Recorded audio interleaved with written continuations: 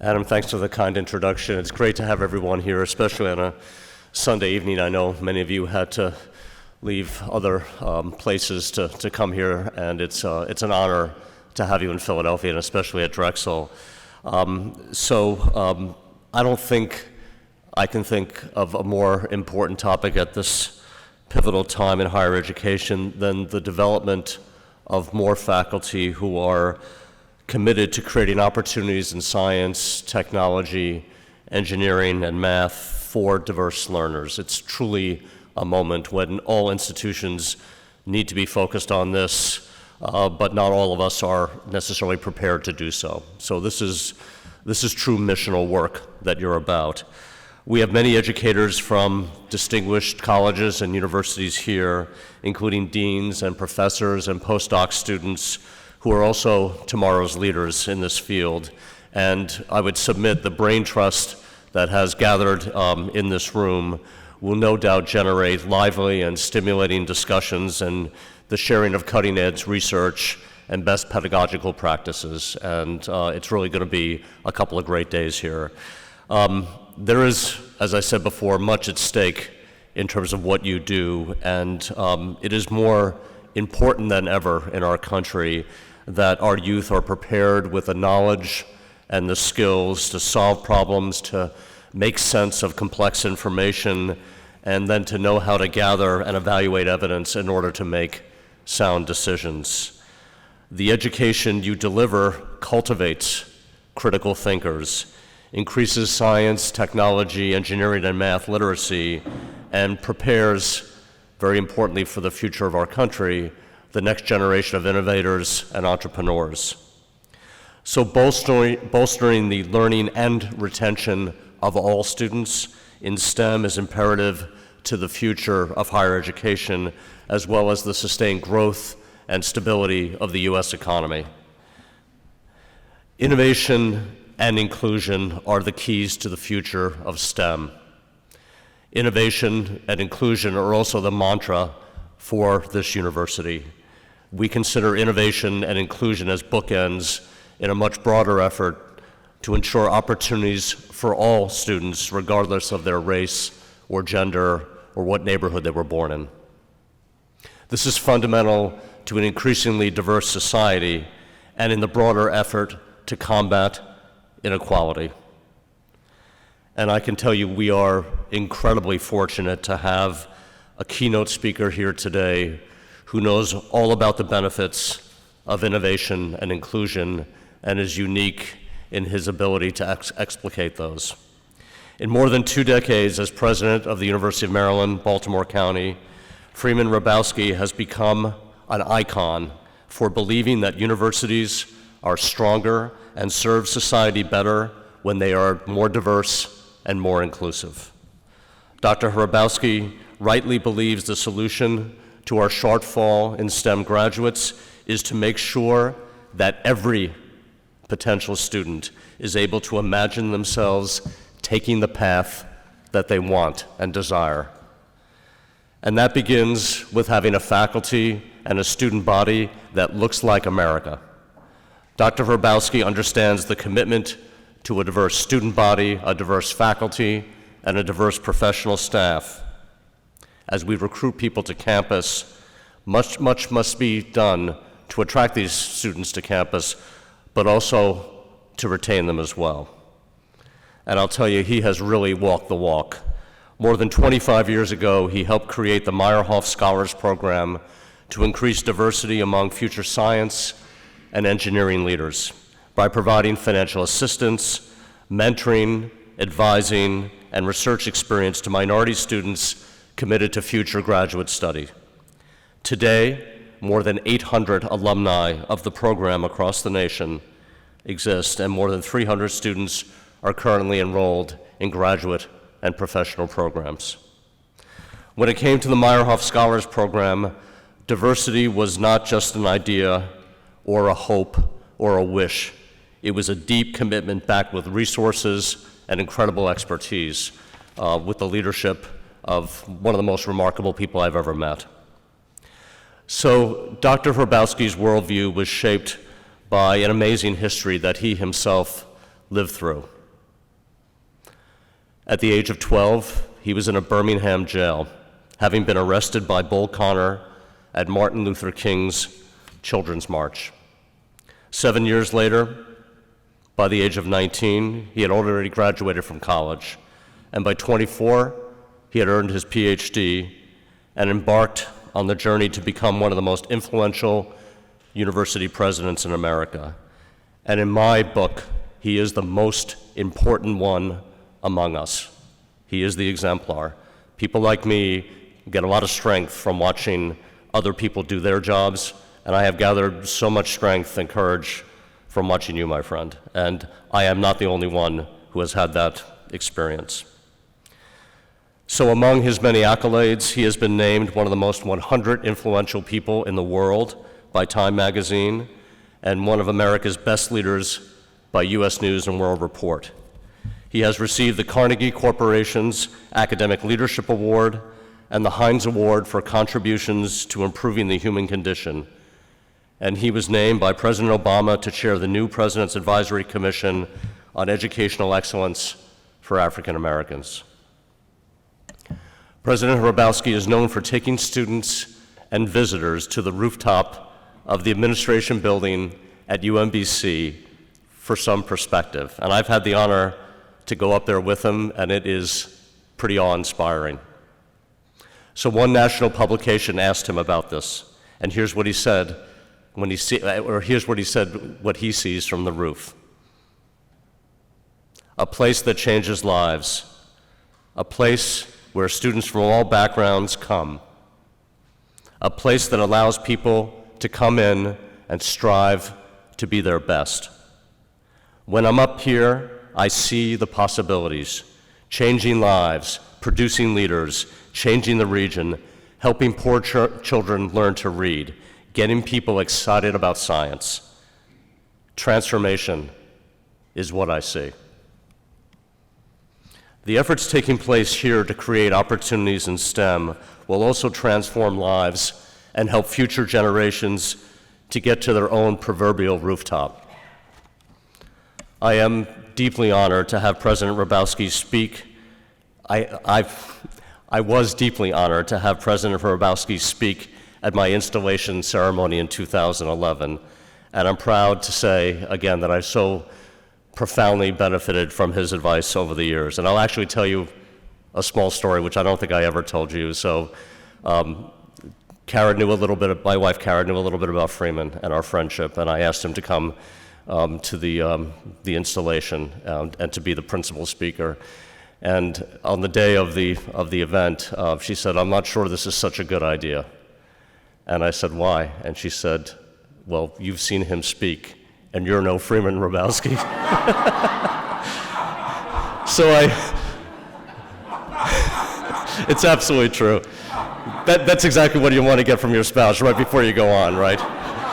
Thanks for those words of encouragement. The fact is that you did your usual amazing job, and I schlepped on. And so please welcome Dr. Freeman Hrabowski. Hey, man.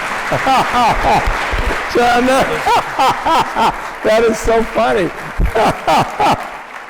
So John has to leave, and I have told him not to stay. He's got a very important engagement, and I am not insulted, and I want him to go. But I will say this as he leaves. As we were marching in, and I've told this many times, as we were marching in that day, probably in this building or somewhere on the campus for your installation, it's bigger than this, actually. I'll never forget, we were all, and a lot of pressure on a new president and all of that, and he looked over and he saw his baby daughter, and she was not happy. She was standing by herself. And he stopped the procession, went over, got on his knees, and comforted her for 2 or 3 minutes. And then we saw a smile on her face. And I said that day, there is the character of the man. Give John a round of applause, would you?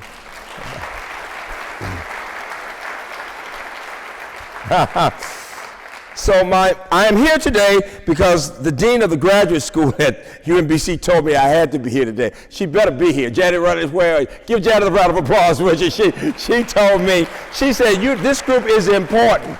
and we are part of a consortium, and this is your responsibility. She was gentle, but she did say that to me, and I accept it, I really do, because this is an important group. I want to throw out something in the spirit of innovation from the beginning. I'd like all the folks who are here from NSF to hear me asking this question. This is by far, this innovation, this idea of a consortium, building community among grad students and faculty to talk about the effectiveness of teaching and learning in STEM is still, in many ways, a novel idea. It is not just a part of the culture that people see this as important. It is becoming more important on these campuses, but I would argue, as college president, as person in mathematics, as somebody who cares about the future of our country and higher education, that NSF should decide to start funding this initiative again. Would you give me a round of applause for that idea? I would really like somebody to say, that old guy said, that wisdom would say when something is working, we need to fund it and support it so we can build it and have the incentives and have other people involved. Anybody who's heard me speak in recent years knows that I often will say the way we think about ourselves, the language that we use, the way we interact with each other will be so important. We become like the things we love all the time, and whatever it is that's really important to us will shape the way we think about things. I took the time to ask several of my colleagues the question I will also ask tonight in different ways about, well, what should I be talking about besides what I already think? And I got several comments that are very important from the head of our Faculty Development Center, from the Dean of the Graduate School, from the Dean of Science, and others. Let me just give you 2 or 3 of those points before I get into my approach with the story. They talked about the importance of establishing a culture on a campus where innovation is celebrated, the idea that faculty learning communities are important and should be visible, the idea for us, for example, that we have the symposia on teaching and learning sponsored by the provost, and then that if something is really important, teaching and learning in STEM, teaching and learning professional development, it would be a part of the university's overall strategic plan.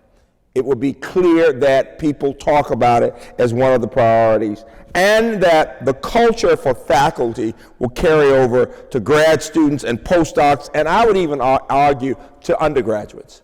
That we make these separations. We talk about postdocs and faculty, we talk about grad students, but undergrad, and you see it. I was at a university in Texas this past week, and one of the leaders in engineering came up, and she was a PhD from UMBC in engineering. I was very proud of her. She was an associate dean, and she's from another country, and she said to the group, you need to know, when I came here, I didn't understand this term underrepresentation. But as a grad student, because it was all around us, I can now be here and talk about representation, whether about race, ethnicity, women, because we were all talking about it, Jen. It was wonderful to hear her saying that as somebody coming from another country who had not been accustomed to the concept, but she said it was in the air somehow, that you learn these things, because we want people of all races to understand what we're talking about when we say underrepresentation in STEM. And so the idea that people, our students, are working on these certifications says everything about the fact that teaching is important. It is not generally accepted that young faculty have to really work on their craft on teaching, particularly at research universities, but at other places. And a part of what I want you to think about will be what it will take as we think about making sure how many of you are grad students? Let me see your hands. Let me see who's a grad student. Very good. You're young enough to look undergrad, so feel good about that, all right? And if you don't like that, don't worry. It won't always be like that, all right? One day they will stop saying that to you. How many are faculty members? How many are administrators or staff members? Great, very good. Here's what I want you to think about.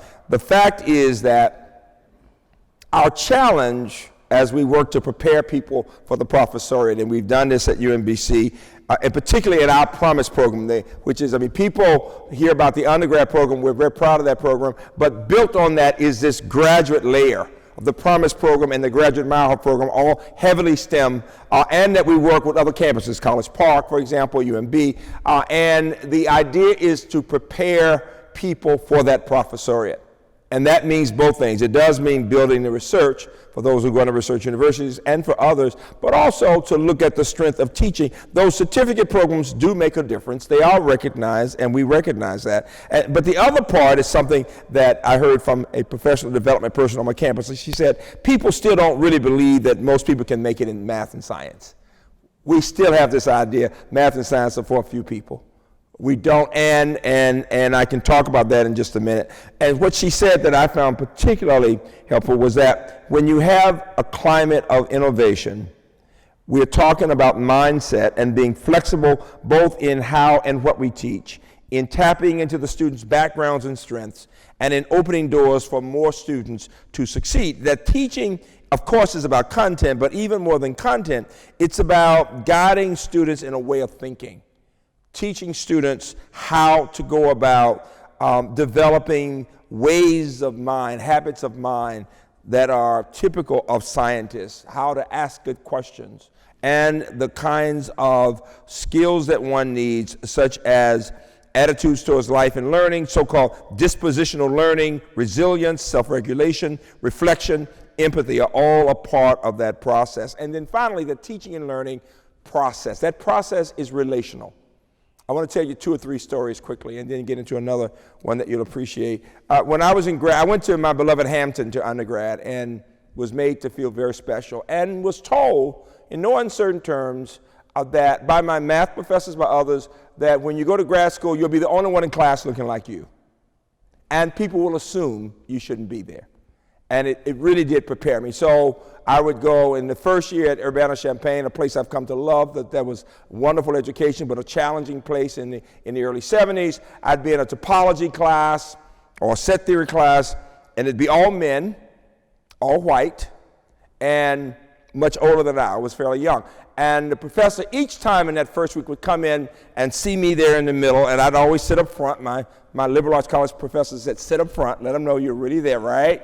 And sit in the middle. So when they go that way, they see you come back, right?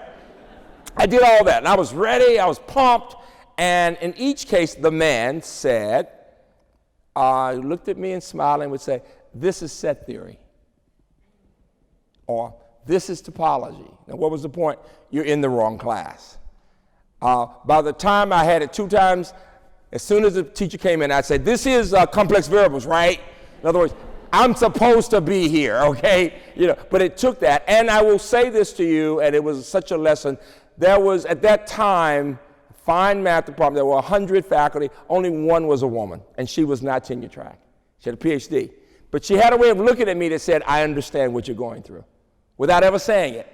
She knew exactly, and she was always trying to encourage me to do something. And I always thought about that as I thought about underrepresentation, people of color, but that women in these fields, you can see the same thing, and you see some of that. But that story, I tell you, because students can tell when you don't think they should be in the room.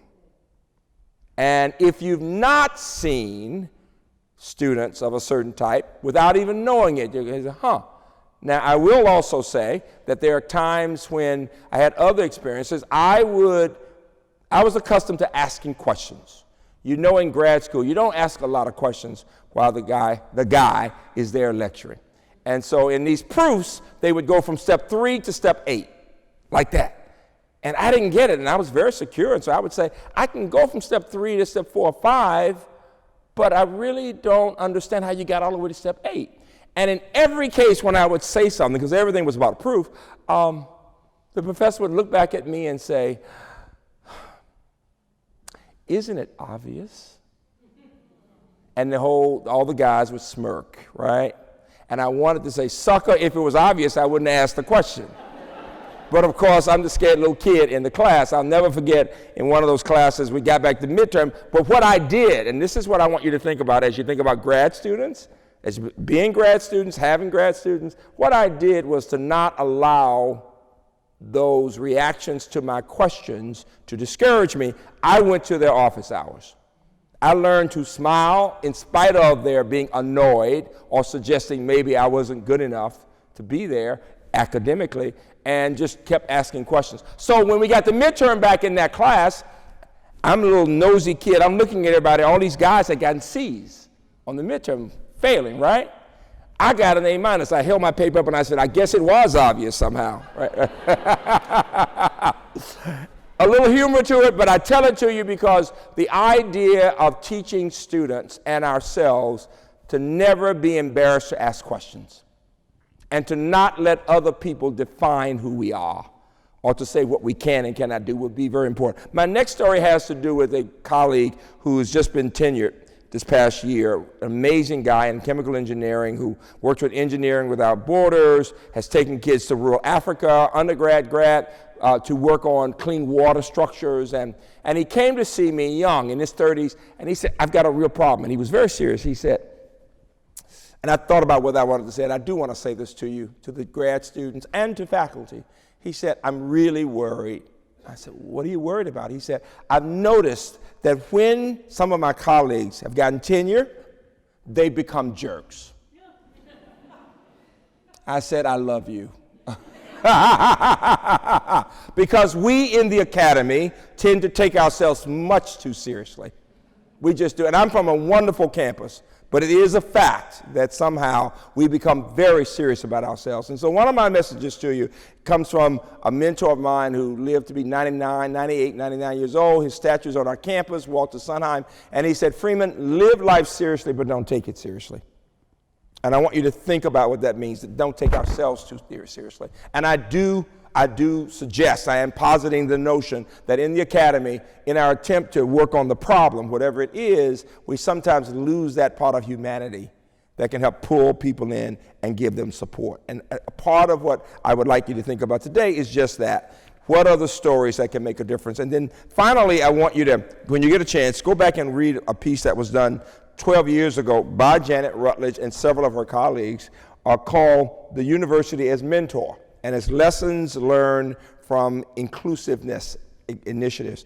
And some of those initiatives had to do with identifying and cultivating campus leadership to understand the challenges that students have and to foster greater student retention. Number 2, working to gain faculty and staff involvement, creating a culture that fosters student success among students in communities of learning. Number 3, working with graduate program admissions committees to establish not only strategies for recruiting, but also strategies for retaining students and giving them support. And others, there are many here, but this is the one I want you to hear.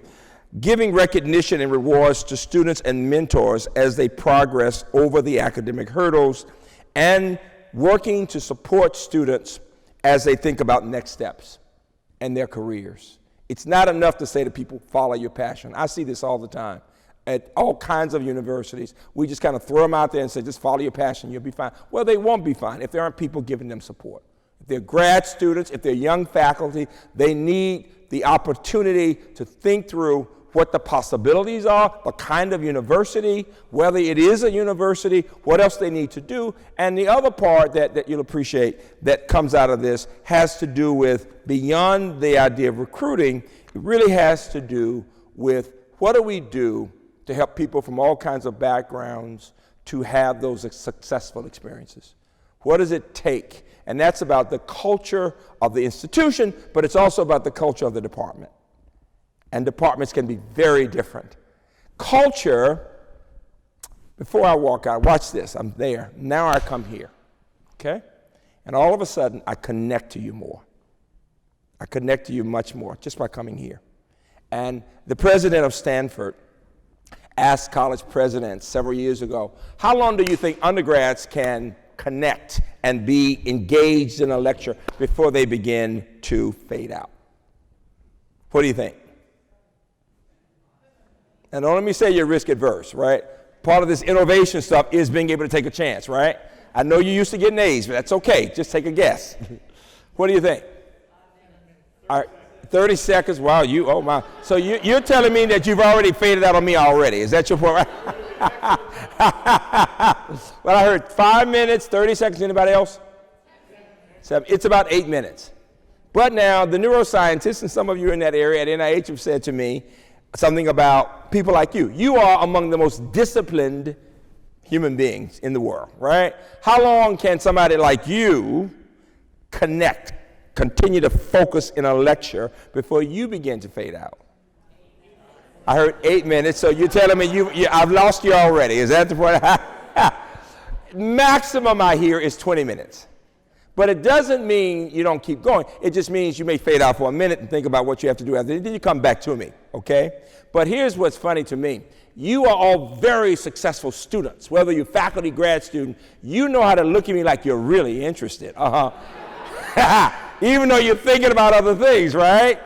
Now, part of what I'm doing that I'm very proud of our campus for working on in terms of course redesign, professional development, is how can we engage most effectively to keep people connected in one way or the other. And so I want you to think about that as I talk for a few minutes. And I'm often talking about these stories. The key for me has always been, how do we help students to excel in these disciplines more than anything else? And from my childhood, even as a kid, I noticed, even though I got goosebumps doing math all my life, with a mama who taught math and English and understood this connection between language skills and math, when the teacher often would turn her head in elementary school and high school, as soon as she was with her head to the board, kids would start doing other things. They were bored. How many of you in this room knew by the time you were in the 11th grade that you were either a math science type or you were a history, English, and arts type? Raise your hands. Most people, now there's some who would always say they always could do either, but most people, and if I were to ask you the question, how did you know? How many of you could tell me? How did you know you were more a math science person than a history English person? What do you think? Who could tell me? Somebody tell me right now. Holler it out. Paid more attention. You found yourself paying more attention in one area? Somebody else. My grades. Your grades told you. That's a good sign. My teacher read one of my stories to the class. Oh, your teacher, and so you knew you were good in English and writing. Yes. Somebody else. Enjoyment. Anybody else? You could anticipate where the teacher was going. I would also tell you, we math teachers, who's in math in the room? Anybody in math? You're the preacher. We math teachers, we have a way of looking at you, every one of you, all right? And the look says, I'll help you this year, don't come back next year. More than we realize, we send that message to students, and we tend to think, if you can't get it like this, it's not for you. We don't realize that sometimes when it takes longer to grasp a concept, you never lose it. My problem throughout school was I was always moving fast, so I could get it, but even when my mother taught me, I got my worst grades because she could come back a week later and I would have forgotten anything she said. She could tell I was just glib. And I knew I could memorize, so I'd memorize exactly the way the teacher did it, and they would think you were brilliant. You know, if you do it just like the teacher, they don't even realize they said it. They go, wow, this is really brilliant. No, it's what you said, but you don't. But the idea of attitude is everything. I chaired the National Academies Committee looking at higher education first. What percent of Americans do you think, just before you get to STEM, what percent of Americans do you think in 1965 had graduated from college? I heard 20%? 5%? 10? Why do you think I'm asking you the question and not just giving you the answer? What'd you say? To keep you paying attention, because you got that look on your faces, But also, if I just throw out the information, open your head and pour it in, you won't remember it. But what you know right now is most of you would have to admit you really don't know, okay? Once you realize that, then that's another, that moves you towards saying, well, I need to know this from now on. And I usually talk about this in the spirit of having gone to jail in '63 and seeing the Civil Rights Act right after that and the Higher Education Act in '65. In 1965, only 10% of Americans had graduated from college. Only 10%. And at that time, we broke everything into black and white. Let me prove it. How many of you remember when there was black and white TV? Oh, you look good. You really do. Because my students would say, TV's always been in color, right? Right? It's very much. But the point is this. So at that time, we didn't look at the other groups, but breaking it down, what percent of whites in 1965 had graduated from college? What do you think? 10% overall, what percent of whites? 45? 15? You are very risk adverse. You admit that, right? And anybody would tell you need to be willing to try, to guess, right? Somebody else. 30. It was only 11%. 11% of whites, and for blacks, 2 to 3%. What is my point? Why am I dealing with this? We're talking about STEM, but before you get to STEM, let's just talk about higher education. The fact is that in the mid-60s, 90% of families never thought their kids would go to college or any race. Today, what percent have graduated from college? I heard 60, I heard 30. What is it? It's only about 30%. Now we break it into all the groups. What's the fastest growing group in our country? Latinx, right? Hispanic, right? What percent have a college degree? It's only about 15%. Okay? What's the highest achieving in terms of percent college degree? What group is that? Asian, right? What percent do you think? It's 55%. For whites, it's about 38%. For blacks, it's about 22%. Native Americans below Hispanics at 15%. You put it all together, I still can tell you 2/3 of Americans are from families where no one has graduated from a four-year institution. Now, when I say that, all of my college friends of any race will say, Freeman, that couldn't be true. Everybody I know has a college degree. Duh. Duh. Postdocs, no postdocs. Faculty, no, right? Grad students, no grad. And plumbers who don't do too bad, no plumbers, all right? We all know people in our world, but I'm telling you that because before we can get to success in science, I need you to understand the context. The context is that literally 2/3 of Americans literally have had no one with a four-year degree yet. Secondly, when we get to looking at those who go to college, what percent of Americans do you think who start college actually graduate? What do you think? What do you think the average graduation rate is? 45? 35? We say it's almost 50%, but it's bimodal. For the wealthiest of private institutions and the wealthiest of public institutions, it's 90%. But for most Americans of any race, it's well below 40% after 6 years. So, I mean, the majority of Americans, literally, you're talking about 20 to 30%. And if the student has to start with developmental math, what do you think the percent who will graduate in 6 years will be? Under 10%. And half of minorities and 35, 40% of people in general. So start there. Start with the fact that under half who start college, suppose we were talking about hospitals. And I told you, if you go to a hospital, you got a 50% chance of leaving there alive.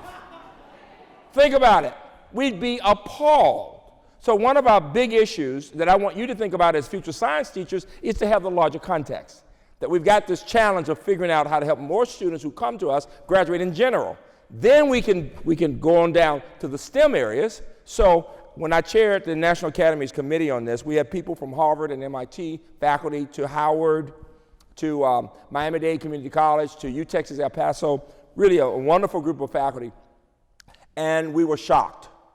It did not surprise us that only 20% of underrepresented groups, blacks, Latinx, certain Asian groups, Pacific Islanders, that only 20% of those who began with a major in STEM graduated within 6 years with a major in STEM. But what percent of whites do you think who start with a major in STEM graduate in STEM? I heard 60%, 30%. It's only 32%. And for Asians, the highest achieving group, what do you think it is? It's only about 41%. Okay? Now, the first thing we said was this.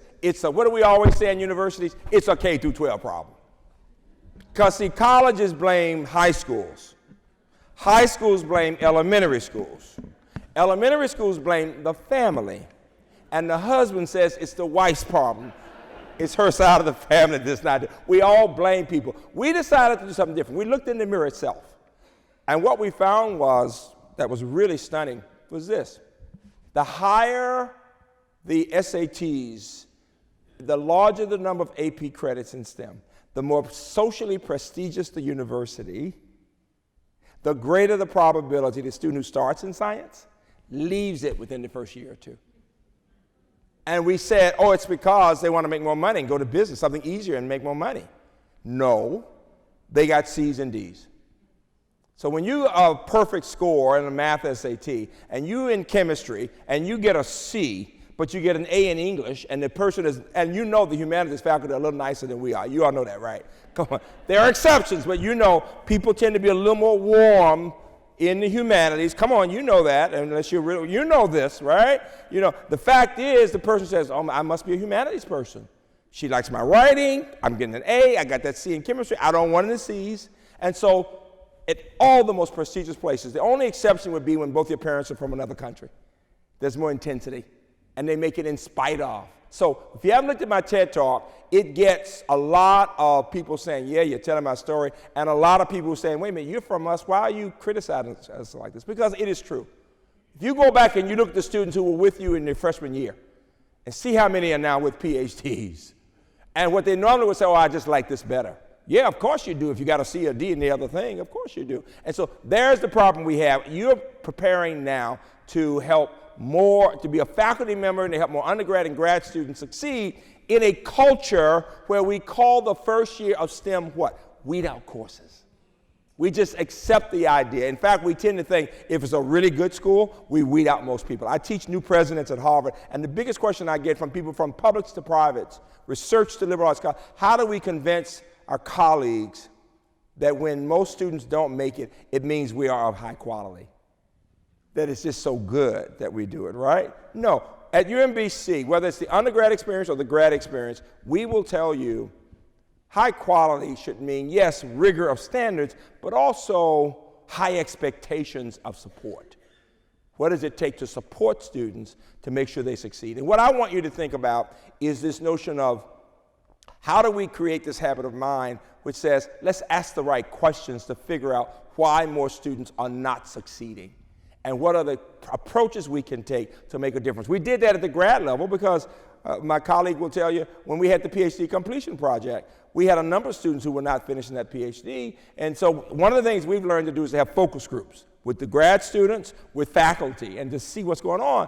And I'll never forget, one of my distinguished professors said, we don't need to have this. He said, all the students I know graduate with PhDs. And I'm looking at the data, and half the people in his department didn't graduate. I said, that's the problem. You didn't know the other half. You see what I'm saying? They just didn't know. I mean, they fell through the cracks. And so the idea of having focus groups to understand who's succeeding and who's not, for undergrads, but for grad students, critical. And then the other part, we say that we are problem solvers in the academy, and yet we know the academy, the students are getting to be more and more from all kinds of backgrounds, and yet we are still about 80% white. And if you go to research universities, in STEM and across the board, it's even more than that. And my point is not to push somebody out of a job. It is that the pie should be getting bigger, and we need to be pulling in people, whether it's some women in computer science or it's African Americans, Latinos, and others, into the faculty. And what's really challenging right now is in most departments at major research universities, people are very comfortable having a completely homogeneous group. So if it's in computer science, men. If it's of race, it tends to be white and some Asians. You don't see blacks, you don't see Latinos. And so you heard that at the undergrad level, we have now produced more African Americans at the undergrad level who've gone on and completed MD, PhDs around the country than any university in the history of America. Give us a big round of applause for that.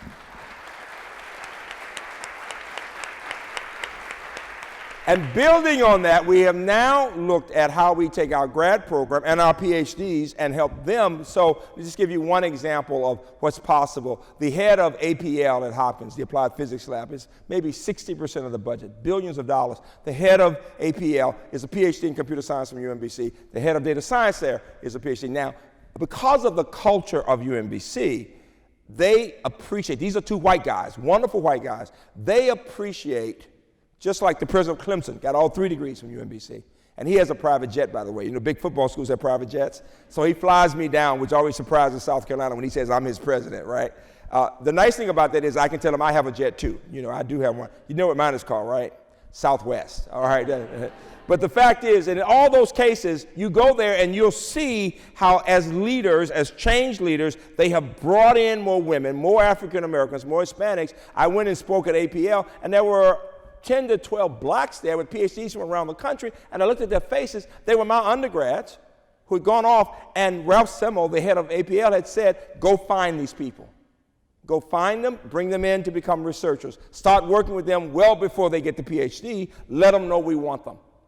And so the challenge we face in universities is how can we be far more aggressive, assertive in pulling people in creatively and then giving them the support. Because if you bring somebody into the department and they're the only one and there's not special support for them, you still have a problem. Because they're not going to, unless there are people to make a difference. I want to bring up this term, the difference between mentors and champions. We need mentors, but mentors are more receiving of people. Champions or advocates are proactive. They will knock down a door to give that person support. And the fact is, if you know, and you know this, that in any of our cultures, whether it's in science or in a symphony, people tend to be more comfortable with people like themselves.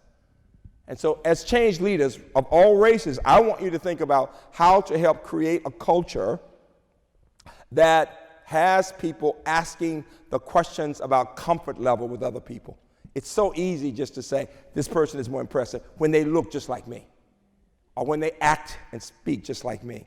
And I want you to think about that. We've done that in the replication effort that we have right now. I'm looking at Starr from Penn State and from Chapel Hill. We've replicated Mauhoff. Look at the science piece that just came out on looking, and it had everything to do with the role of faculty. It goes back to my TED Talk, great expectations of the students, but also of the faculty. Number 2, building a community where we support each other and we're honest with each other. Number 3, it takes researchers to produce researchers. So it takes, as you become grad student, as your postdoc, as your faculty, pulling undergrads into the work. And then number 4, rigorous evaluation, very important. So it's working so well, Chan Zuckerberg is beginning replicating right now at Berkeley and San Diego. And in every case, it's for minorities, first generation college students, but it is changing attitudes of faculty. Deans are important, presidents are important, but the strength, the power, as you know, is in the hands of faculty. A president or a dean can't make anybody do anything. I can beg, I can, try to pull people in, but it takes you as change leaders to pull people into the work. And this is my advice to you as young grad students, that to be able to help other people, you have to make sure you're helping yourself first. And what do I mean by that? It's so easy sometimes for women and people of color to have so much on them, and they're helping so many more people. They don't do what they need to do to complete the PhD, to do the postdoc, or to get tenure. And I'm always saying to young faculty of all races, I want you to be helpful and get ready to be a change leader, but you've got to balance what you must do to get tenure with what you can do to help other people. Sometimes that means having a couple of kids in your lab. You talk about that a lot. I mean, the idea of the research and the teaching going together. But it also means, and this is the sensitive point, if you're one of the few women, or you're one of the few people of color, if you're not careful, everybody will be coming to you for advice. It's really important that you get them to a professional counselor or staff member. Because while you might be able to do it, that's hours of your time that should be spent preparing yourself for your research and the quality of teaching. So while you may be capable of doing it, I want to suggest to you, you want to have the role of getting them to the right person. And if they're a little disappointed, you tell them, you're doing this because you want to still be there 6 years from now. You get my point? Sometimes when we are idealistic and we want to help, we will just go ahead and help the students think, but the university will appreciate it, well, they will not. If you don't, make sure you know the expectations in your department. Make sure they're clear so you're coming up to that level, because we want you as change leaders to be there, to be able to help, not just for a year or two, but to be there well beyond that. Here's my big question for you. If I were to ask all of you in the room this question, how will you know when you are successful as a change leader? If you are a grad student now, a postdoc, or a young faculty member, how will you know that you are successful? What do you think? Who wants to give me an answer? How will you know that you are successful as a change leader? Who'd like to answer? Yes? Things are different around you when you came in. So what does that mean? Different how? So you set forward some goals and you help institute those changes. Yes. And I'm going to say this to you. I'm going to keep it real, as my students say. When you are young faculty, it's really hard to change a lot of things because people are comfortable. People in power are usually comfortable with the way things are. They can be nice people, but if it's working for them, why should they change? Change is hard. In my new book called The Empowered University, we say this, my colleagues and I say, empowered to look in the mirror and be truthful with self. And one of the things we say that's a little irreverent, but I say it, changing the culture of a university is hard as hell. It just is. Because for many people in power, it's okay. The way it's for the people who are not in power that there's a need for change. What I would tell you to do is keep observing, see what's manageable that you might, make sure in your own classroom, get an opportunity to look at your teaching and to understand how you help more students of all backgrounds. If you are able to help more students of color or from first generation college succeed, you are changing the culture. Because they're seeing it. When we started Meyerhoff, we had never seen a black from this country earn an A in any upper level science course. We just assumed it could not be done. The students assumed it could not be done. Go back to your campuses and see how many underrepresented groups have earned A's in genetics or organic chemistry or physical chemistry. The numbers will be very small unless they are from another country or their parent. Then you've got a better chance of it. 2/3 of my students have a parent from another country. That does help. There's an intensity there. If you look at the 20th century Nobel laureates, a large percentage had parents who came from other countries to New York. They didn't speak English, but what did they have? Hunger, intensity, and we use that to inspire my kids from the eastern shore to Baltimore City. The kids who come from Nigeria, or who come from China or from India, who are focused and hungry, because that's what it takes to succeed in general, and you know it's what it takes to succeed in science. So the word grit is the word we use. The name of our Chesapeake Bay Retriever is True Grit. And we call UMBC the House of Grit. And the people who are most impressive are those resilient, persevere, hard work, intensity, passion, no time to be cool.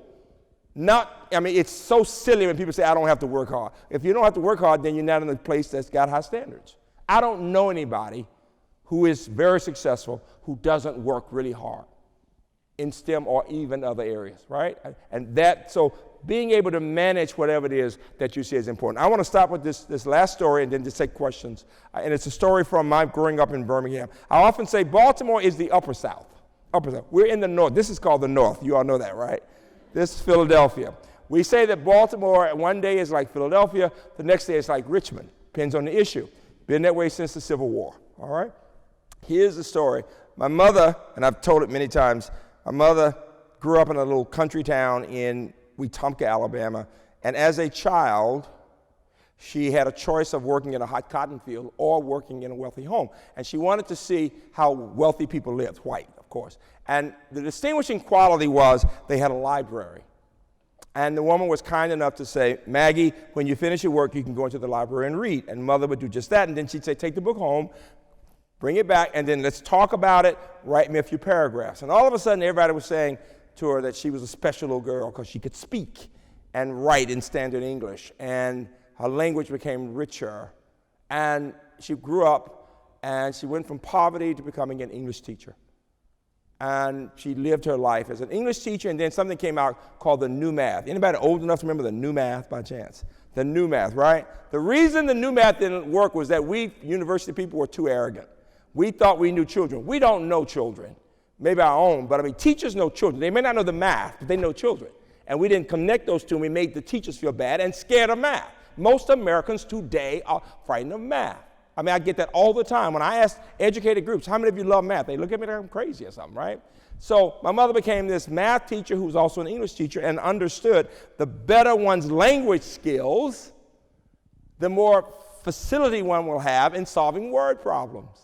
And when you think about physics or chemistry or engineering, it's word problems. We don't discuss problems in numbers. So she became this advocate for math and reading, and I was her guinea pig. That's how I could go through school early. I was the guinea pig. I was always doing word problems.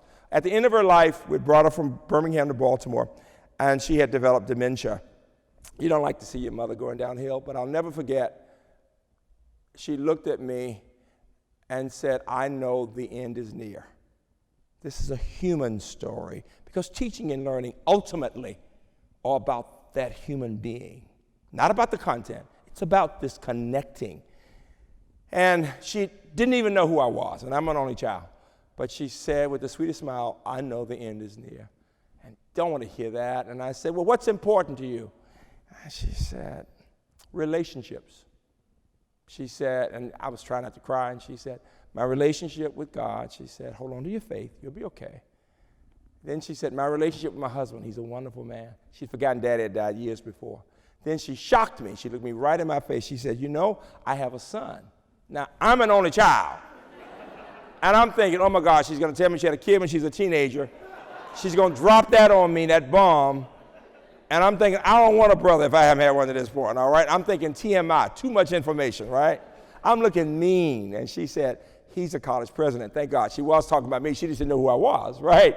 But then she said something I give to every one of you. She said, that gives me goosebumps. She said, teachers touch eternity through their students. Whatever I had to give, my lust for learning, my love of math and English, I gave it to those children, and I will always live through them. I went back and spoke, and some of those kids she taught are now retired, but they said, your mama didn't just teach us to read, she taught us to love reading and math. And because of your mom, I got out of the projects, I went to college, and I pulled my whole family out. She said, your mama took us out of poverty. Teachers, you, the research is wonderful. We want to seek the truth. But what is so noble is both that you are doing research that may help people you may never see, but you are connecting to people whose lives you can touch every day. It will not be the content so much that they remember. They may remember a way of thinking. They may remember the importance of curiosity, but what they will really remember is how you made them feel. How you made them feel. That woman at Illinois made me feel that I mattered. When a man looked back at me with that annoyance, I felt like I was nothing. I always remember that, okay? You have the chance to tell people you matter and you can do this. I challenge you to watch your thoughts, they become your words. I'm going to give you a test on this, so listen carefully. Watch your thoughts, they become your words. Watch your words, they become your actions. Watch your actions, they become your habits. Watch your habits, they become your character. I tell my students your character has everything to do with who you are when you don't think anybody can see you. What will you do? So thoughts become words, words become actions, actions become habits, habits become character. Watch your character, it becomes your destiny. Dreams and values, you are doing noble work and you will touch many lives. Thank you all. Great, all right? Great. Can I take questions? Great. Now, when we finish, I'm going to give you a test on that, so you keep thinking about it, all right? Question. There are a couple microphones floating around. Hi. Tell me your name and where you're from. Stand up for me. You can project more. Hi, my name is James. I'm from Northwestern University. So thank you for giving us kind of the context in which we do this work. I'm more interested in your thoughts on how we can shift that context so that younger faculty and postdocs and graduate students who are doing this work aren't penalized for their actions. Because it's difficult to do that balance between what you feel like you need to do to make the situation right versus the work that you know is required to actually move forward. And it's an excellent question, and I appreciate your courage. Give him a hand for the courage of saying that. And let me be even clearer. I keep walking like I'm going to go right across there. Let me be even clearer at something I said earlier. Your number one responsibility is to create an environment that ensures that you will be there in 5 or 6 years. You've got to do that first. And it's so, when you've got a good heart and you want to help a lot of people, want to change, you can't do but so much as a young faculty. You can, I love the fact that our faculty they're going through the certification program so they can teach more effectively. Right now, you want to hone your craft, your teaching skills. I mean, just by being somebody, what department are you in? What are you in? Just by being in chemistry and having some success with those students, you are beginning to change the culture. You know, we use, I'm hoping all of you are using analytics now. We're doing a lot with analytics. We look by section for every course across the board. And the challenge is we can sometimes go, and we have Chemistry Discovery Center, we've done redesign, but we can go from having a class where and these are all students, these are at a public university, these students have 4s and 5s and AP Chemistry and all of that, but, and with 2/3 with a parent from another country, so they're intense, so I know they're working hard, right? And yet we can have anywhere from 30 to 70% doing a B or better, depending on the faculty member. So a part of it for a dean, for the rest of us, is to look to say, what's the problem here, right? You can't say that. But what you can do is to work to be the best teacher you can be and to learn, take advantage of whatever your institution is doing to give people professional development, the certificate, and to be a part of a learning community where we look and see what is working in the chemistry to help students succeed and to disaggregate the data and look at what's happening with blacks, Latinos, first generation. All those things, you learn that, but within the context of your own teaching and looking at it. But number one, you got your research going on, right? You got to make sure that's in place. Otherwise, you're doing something for 2 years, 3 years.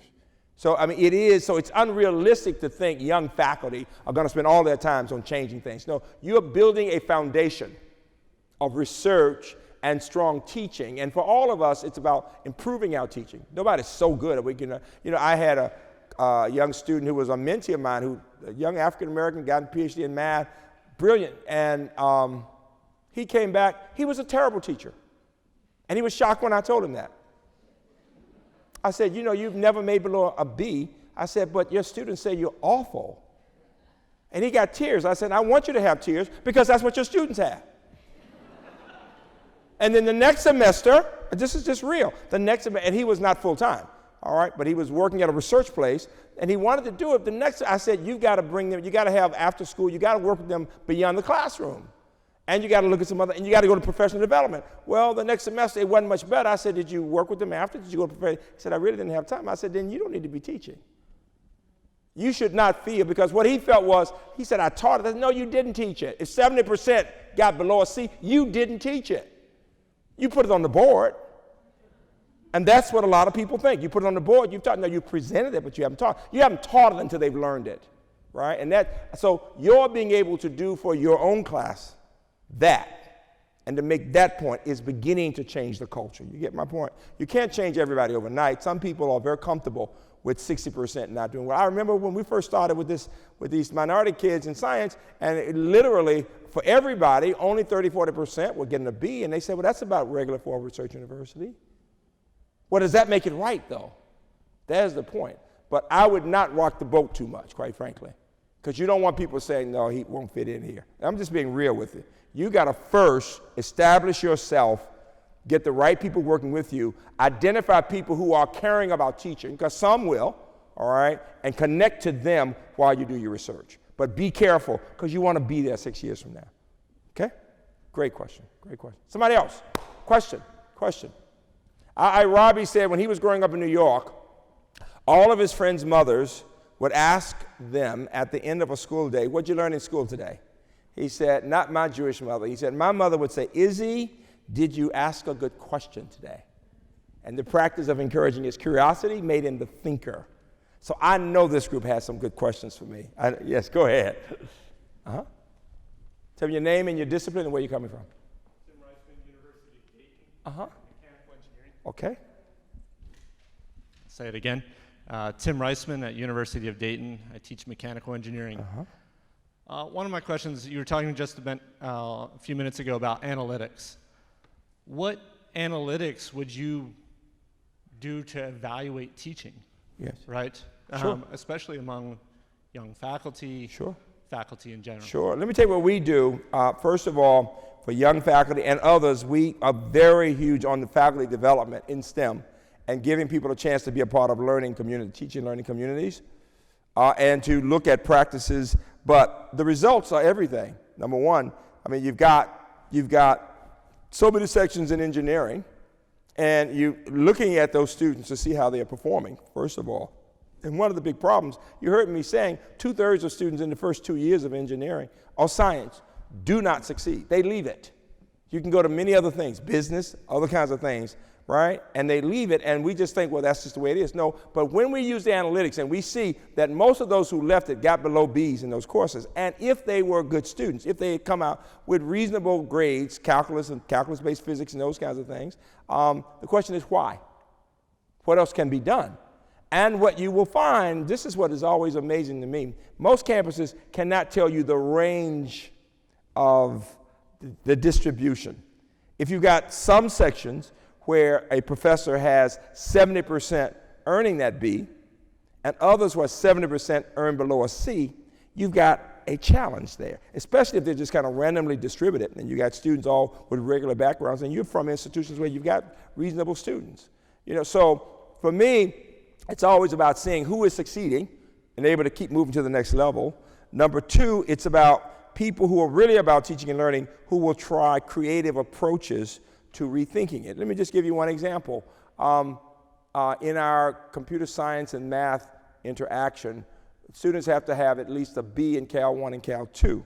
Now, all these students have, for our campus, they will have 4s and 5s already. I wrote the questions for the AP exam. The problem with the AP exams that all of you use, they're formulaic. It's baby math, I call it. If you just plug in what the teacher said, you can get a 4 or 5 on A, B, and BC calculus. You get to a real math course, I'll give you 5 problems, 3 you've seen before, 2 you've never seen before. You freak out, you get a D, even though you had a 5. So we tend in STEM in America to start people with Cal 2 and Cal 3. But we've never looked at the analytics to say, what's the probability of somebody who starts in Cal 3 or Cal 2 who has a 4 or 5 of them getting at least a B in that course? Because you need Bs usually to build a foundation, all right? Most places have never done that. They don't know about their practice. So for us, we have a lot of students who have the 5s, they still don't get a B in the Cal 1 and Cal 2. And so they can't go on to the computer science. Now, what do? We've now looked at the fact that many of them get very strong Cs. So we've analyzed those concepts that are still not fully grasped by people. We have a January period where students, rather than having to retake the course, they can come to this session where we, using technology and working with them, we can move them up to a certain level so they don't have to wait, they can move on to the next course. In other words, we tend to think, well, if somebody got a C, that's just in cement. No. We should be thinking, well, what is it they didn't get? What didn't they understand? Is it possible to identify the skills where they need some help, give them that opportunity to build up those skills so they can keep moving along? In other words, it's the rigidity in STEM sometimes that leads to people just saying, I'm going to leave it. I got a C and that's who I am. When a C should mean they just have some more to learn. And they shouldn't necessarily have to go and retake the whole course again. So we're experimenting with that. Some people like it, some don't. But it's the idea of experimenting with undergrads that way to determine how best to make sure many more students of all types grasp the work. The people who are the most effective are those who are saying, I can be better. I can figure it. One of my best faculty members in mathematics said, I gave a final and clearly I missed the boat. Now, how often does a professor admit that? He said, clearly, I missed the boat. I thought I had expressed some things. And he said, I'm going to have some sessions and then give them another final. Usually what happens is you say, well, they just didn't get it. So I'm suggesting that the better professors are always experimenting to figure out what else can be done, especially if the students are working very hard. And then the other thing we do is group work. We learned that from Mauhoff. We replicated it at other campuses. Group work makes a big difference. If we're still telling students to work by themselves, we're not preparing them for the real world. We know people work in groups and teams, whether in a lab, in a company, or whatever, but too often we still are talking individualistically. And we are cutthroat. We still are thought of in STEM as being cutthroat. So if we grade on the curve, and all my grad courses were on the curve, then we are saying, I can't work with you because you may not tell me what you know, because if I give you all my stuff and you get a much higher grade, you get the A and I get the B or the C. There's something wrong with that picture. It really is. We should know what a student needs to know. And that's a part of what I'm saying. Okay? Another question, please. Yes?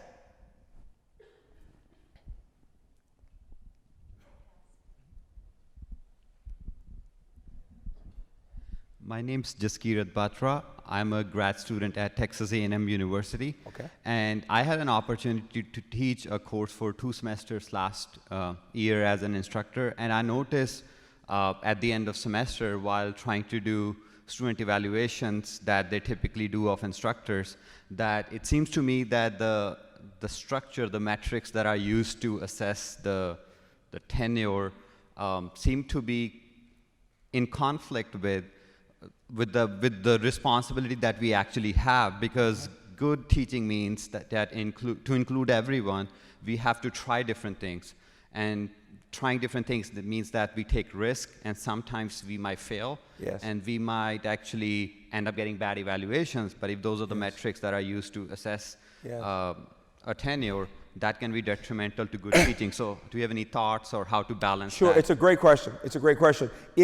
Usually when we're talking about tenure, it is over the long view. It's not just from one semester or 2 semesters. And Mike Dean of the grad school would tell us that we work with Linda, our head of the faculty development center, a lot. So people can experiment, and something may not work, and they learn from that, change it, right? So it's not about students giving a bad evaluation one semester. It's about having opportunities to improve, to help students improve and to improve myself. We like to know that faculty, young faculty, are willing to keep working with a community of learners, of teachers and learners, who can experiment, see what has worked at other places, try something. If it doesn't work, learn from it. It's the attitude that I'm more interested in than it is in success one semester. Some of the best faculty I know have gotten a less than super evaluation a semester or 2, but they've learned from it and figured out how either to have the students expecting more of themselves or to change the approach in such a way that the pattern shows they figured it out now. And then, of course, as you know, some courses are more difficult than others in any major, and the evaluations are going to be different, and it depends on the attitudes of students. We have to take that into account too. Sometimes students are very entitled, and just expect an A, whether they really deserve it or not. So all those factors have to be taken into account. I mean, your point is well taken. It is the experimenting and trying different things, it seems to me, that is very, very important. Really is. And so, I mean, as you have time, not in your first years, to know what is the probability that a young woman in computer science who starts in computer science will actually graduate with a degree, and with a degree, for example, with a B. Only 18% of computer science majors today are women. It was 36%. It's slightly under 20% now. And so we're doing a lot with focus groups of young women who are doing fine in math, but who are saying for different reasons why they left it. So, and it's not that the young faculty member needs to spend all of his time. It's just understanding what's going on right now and coming up with ideas that when you have the time, you know how you can go about seeing what's happening. But analytics and focus groups really can make a big difference. Really can. Is that it? Last question. I think you're sending me time. I see that. Last question. Oh, go. Did you? Oh, that's okay. Last question. Hi. My name is Ambika Madhav. I'm the Dean of the Graduate School at the University of Texas in San Antonio. Yes. Full disclosure, I'm an Asian mom. Uh-huh. So one of the things I wanted to talk to you about was the culture of this post-STEM Yes. development. So as the kids are going to school, if they're doing well in STEM, they're classified as nerds, the social outcasts, and it's the whole media, everything is embarrassing and shaming kids who want to do well in STEM. Huh. So how do we get around that culture? How do we promote that this is really excellent? Sure. It's a very good point. I said in Texas recently, and I've said it many times there, because their number one problem in Texas in K through 12 is Algebra 1. And I've said this publicly in big school board meetings with thousands of people. If Texas put as much emphasis on algebra as it does on football, every kid would be doing calculus. Now, some of the teachers, they smile and they appreciate it. Other people get really upset because I just insulted God. But it is a part of our challenge in terms of values that we put more emphasis on athletics than we do on academics. I like saying my basketball team reads well and they can do calculus sometimes, all right? I want people to know that the academic should come first. And I think in STEM, we have to be the ones saying, it's really cool to do well in STEM. We cannot be embarrassed about that. We have to say it and say it loud that no, students who can do STEM can do anything from law to engineering to faculty, whatever, but we tend to be a little ambivalent sometimes. And this is why I'm always trying to use passion when saying I get goosebumps doing math.